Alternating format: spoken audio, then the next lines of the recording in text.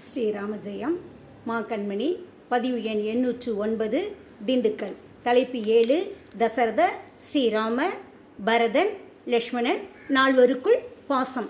மாபெரும் இதிகாசமான இராமாயணம் தாய் மகன் பாசம், தந்தை மகன் நேசம், நட்பு, குரு சீடன் உறவு, கணவன் மனைவி காதல், தலைவன் தொண்டன் பக்தி என்று இப்படி எத்தனையோ அறங்களை பேசினாலும் இராமாயணம் வலியுறுத்தும் தலையாய அறம் சகோதர பாசம்தான்.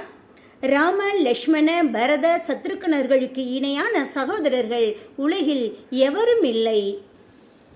தந்தை மகனின் பாசத்தை காண்போமா? ஒரு தந்தையும் தனையனும் எப்படி இருக்க வேண்டும் என்கின்ற தர்ம முறை தசரதன், ராமன் இருவரிடத்திலும் வெளிப்படும். உலகுக்கெல்லாம் தந்தையான பகவான் தனக்கு ஒரு தந்தையை தேர்ந்தெடுக்கும் பொழுது இக்ஷ்வாகு குலத்திலே தசரதனை தேர்ந்தெடுத்தான் என்பதில் இருந்து தசரதனின் சிறப்பு தெரிய வருகிறது. ராமன் மகனாக பிறந்த பிறகு ராமனை கண்போல் பாதுகாப்பதன் மூலம் இந்த உலகத்தை பாதுகாக்கலாம் என்று நினைத்தவர் தசரதன். ராமனை ஒரு கணம் பிரிந்திருந்தாலும் உயிர் தரிக்க மாட்டான் தசரதன். அதனால்தான் முதலில் விஸ்வாமித்திரர் தன்னோடு காட்டுக்கு ராமனை அனுப்ப வேண்டும் என்று கேட்ட பொழுது துடிதுடித்து போனான் தசரதன். தசரதர் அரசவைக்கு சென்றாலும் நினைவெல்லாம் ராமன் மீதுதான் இருக்கும். ராமன் ஓடி வரும் பொழுது அவனுடைய முன் அழகையும் அவன் திரும்பி ஓடும் போது அவனுடைய பின்னழகையும் ரசிக்கக்கூடிய ரசிகனாக தசரதன் இருந்தான். சகோதரர்களின் பாசத்தை காண்போம்.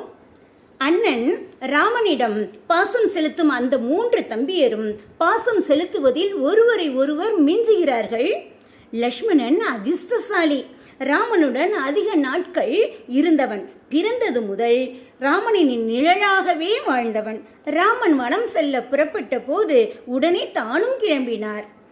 ராவண யுத்தத்தின் போது லக்ஷ்மணன் மயங்கியதும் தம்பியின் நிலையை எண்ணி ராமரும் மயங்கினார். சஞ்சீவி மலையை கொண்டு வந்து அனுமன் உதவியதும் இருவரும் தெளிவு பெற்று ஒருவரை ஒருவர் கட்டிக்கொண்டு பாசத்தால் கண்ணீர் சிந்தினார்கள்.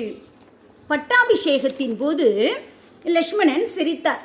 எல்லோரும் திகைக்க லக்ஷ்மணரும், அண்ணா மன்னியுங்கள், வனவாசத்தின் போது பலா அதிபலா என்ற 2 மந்திரங்களை கற்றறிந்தேன். அதன் பலனாக உணவும் தூக்கமும் இல்லாமல் இரவிலும் பகலிலும் அண்ணனையும் அண்ணியையும் பாதுகாத்தேன். இப்போது நித்ராதேவியும் என்னை ஆட்கொள்ள பார்க்கிறாள். நான் பட்டாபிஷேகம் வரை பொறுத்துக்கொள் என கேட்டு சிரித்தேன் என்றார்.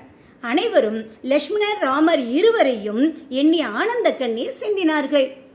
சீதை திருமணமான பின் கானகம் வந்தாலும் அங்கே அசோகவனத்தில் ராமனை பிரிந்து வாழ்கிறாள்.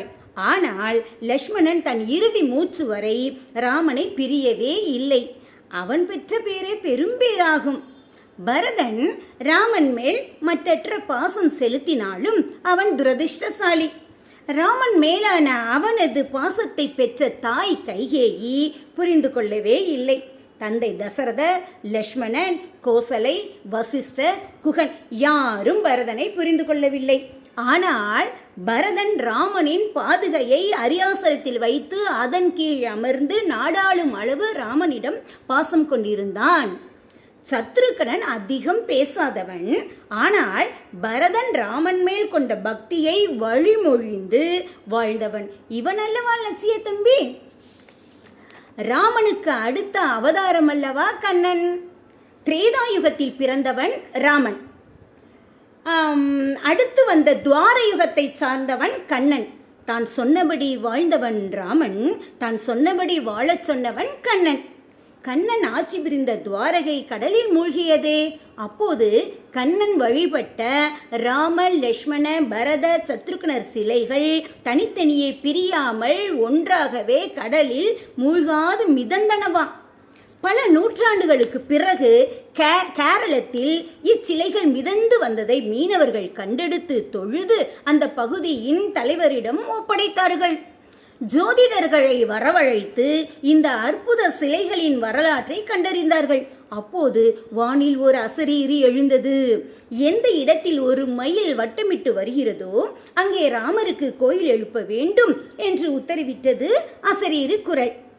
ராமர் ஆலயம் திருச்சூர் அருகே திருப்பையாறு என்ற இடத்தில் அமைந்துள்ளது.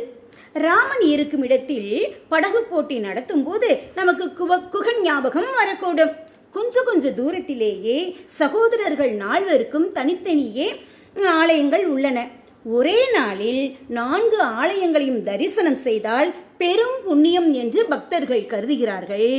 நாமும் சென்று அவர்களை வணங்கி வருவோம். ஓம் ஸ்ரீராம், ஜெயராம், ஜெய் ஜெயராம், ஜெய் ஸ்ரீராம்.